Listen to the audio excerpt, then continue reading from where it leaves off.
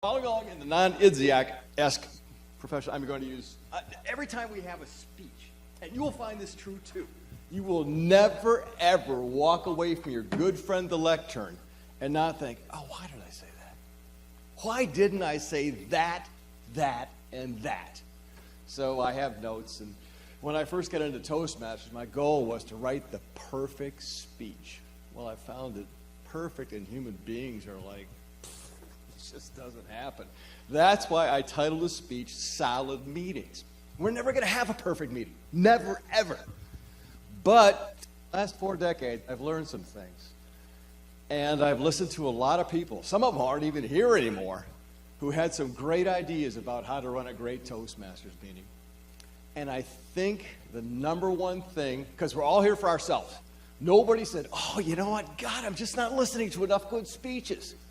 Everybody is here because they saw a poster, they saw something, and they thought, you know what, I lose way too many arguments with my grandkids, or my wife, or your girlfriend, or customers, or I'm too nervous doing this, that, or the other thing. I don't care what your job is. The number one thing you need to do, other than maybe technical expertise, is to be able to communicate well. That's why we're here. That's our number one goal in walking in that door. But number two, and I think this is crucial, is we have to be concerned about everybody else in this room. And from that standpoint, what I mean is, I wish there was a sign over the door that says, you are guaranteed 2 minutes up front. And I don't mean reading the timer's report. You're guaranteed 2 minutes up here. So we all have to look at it and do like Janet did. I am so proud of you, and I've mentioned this several times. Janet was called on for tabletop. She was already an evaluator. She said, well, I'd like to, but I've already got a job. And so she let somebody else do it. So let me go through some of the different roles, and I'll tell you what I've learned over the years and how I think we can make this club solid as table topics master. And I've seen it a lot in this group, and I'm very proud to say that for a new group, we rock. I mean, it's mostly because of some individuals in the club, but as a group, we all put in a good effort. The main thing is, when you're table topics master, grab that agenda and look on there. Anybody, depending on the size of the room, if you got 10 people, call out everybody.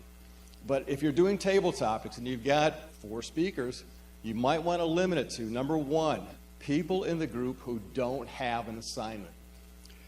And it's very important to do that because of the fact that I remember one time, I belonged to a different group, and I was real tired that night. And I thought, you know what, I'm not going to go to Toastmasters because I didn't feel confident in that group, because I didn't have a role, that they would call on me for table topics. And I thought, I'm not going to sit there while I'm tired for an hour and a half and then just not, risk not getting called on for table topics. So I didn't go. So that's the kind of feeling I don't want ever to hear in this group. I don't want anybody to ever feel that. I want you all to feel we're fighting for each other to make this a solid group from the standpoint that, yes, you deserve your 2 minutes or your 7 minutes or your 5 minutes or your 3 minutes, whatever. But also look out for each other. And I think it happens a lot. And like I said, I'm proud of the fact that as table topics master, Bill did a great job tonight. Called on people who didn't have a role or who had a small role. And by small role, I mean timer, grammarian, invocation. Something that's not a big role. The person you want to leave to last are the speakers. You've guaranteed as a speaker anywhere from 4 to 6 to 7 to however many minutes you can actually, the manual says. Next is maybe the the Toastmaster. And behind that, maybe evaluators or general evaluator. But work first, like we've been doing. I mean, reach over your head, your shoulder, pat yourself on the back.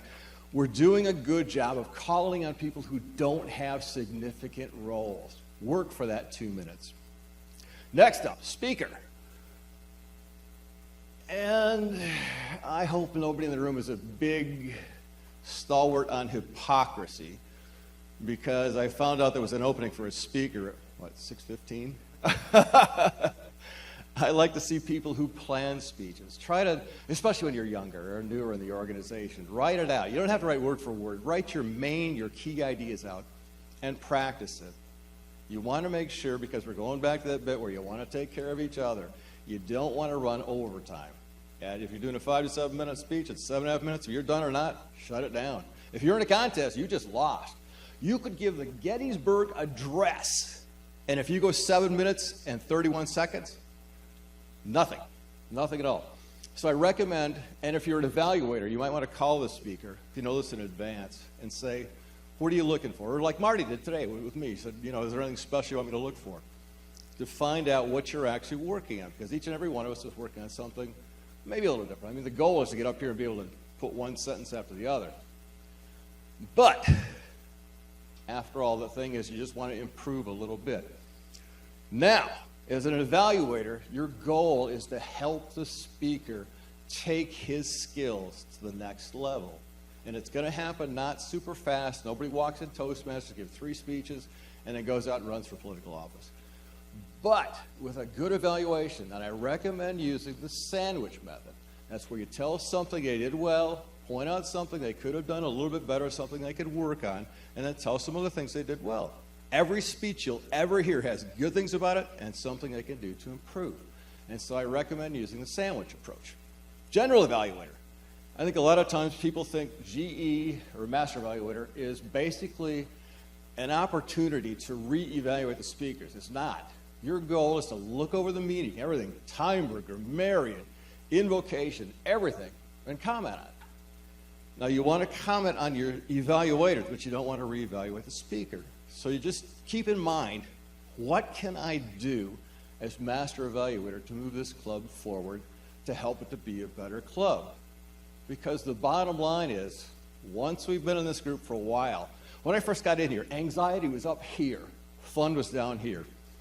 And the longer I've been here, it's gone down. The anxiety goes like this, the fun goes like that. And like I said, I mean, you'll get to the point where it's like, oh, geez, I hope the table topics master calls on me.